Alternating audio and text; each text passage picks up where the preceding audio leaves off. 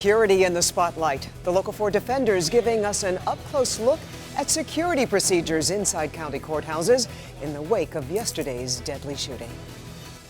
Good evening and thanks for joining us for Local 4 News at 6. The Berrien County Courthouse in St. Joseph, Michigan will reopen tomorrow after a man went on a shooting rampage with a deputy's gun. Yeah, the sheriff there, Sheriff Paul Bailey, revealed the shooter, 44-year-old Larry Gordon, was handcuffed in the front but not shackled when he wrestled away the gun and shot two bailiffs to death and injured a deputy and a civilian. Records show Gordon was facing charges of criminal sexual conduct, assault, and kidnapping. Additional deputies and grief counselors will be on hand tomorrow. Well, Monday's shooting has put courthouse security in the spotlight. How an inmate in handcuffs was able to wrestle away a deputy's gun raises questions about our local courts and what they're doing to keep things safe. Let's get to Defender Kevin Dietz. He's got a step-by-step walkthrough of how offenders are transported by Wayne County deputies. Kevin, what did you see?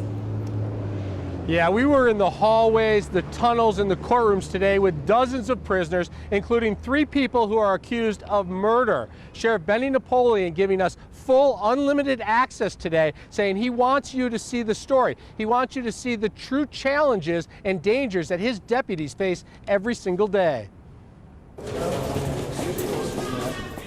Prisoners transported through the Wayne County Courthouse. Officers on high alert. Right there, back on the wall. Hey, young man, back on the wall. Hey. You're behind the scenes where cameras rarely go. And as is often the case, a prisoner acts out. They put money on my head, that's why I ride like that. Deputies move in quickly and double handcuff him behind his back. No reason. Be still.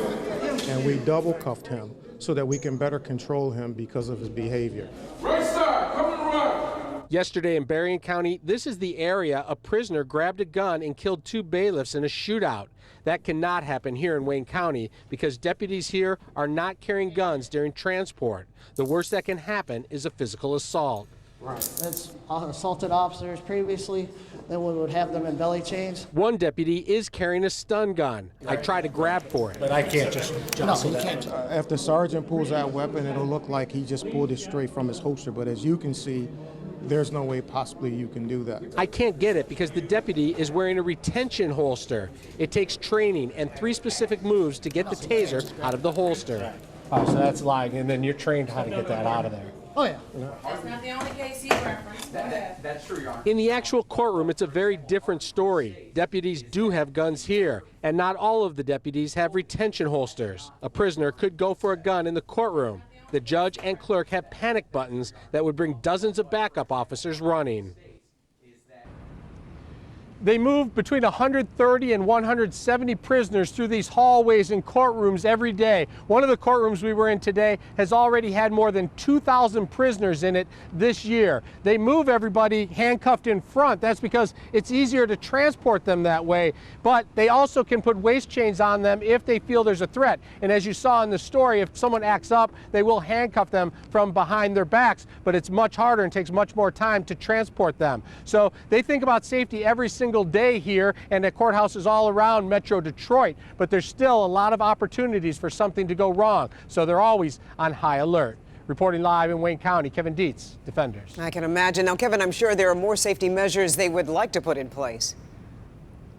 Yeah, well, I told you about the training, and the big problem is money. One thing they'd love to have is for every deputy to have that holster that makes it so hard to get the gun out. Right now, deputies here are buying those themselves. There's not enough money for the department to issue those to everybody. Another thing they're looking into is stun waist belts that you can put on prisoners, and if they act out, you can actually hit a button and stop that threat immediately, but those are very expensive and something they just can't afford right now at this time. All right, but you know they have to take a look at it anyway. Our Kevin Dietz reporting for us live.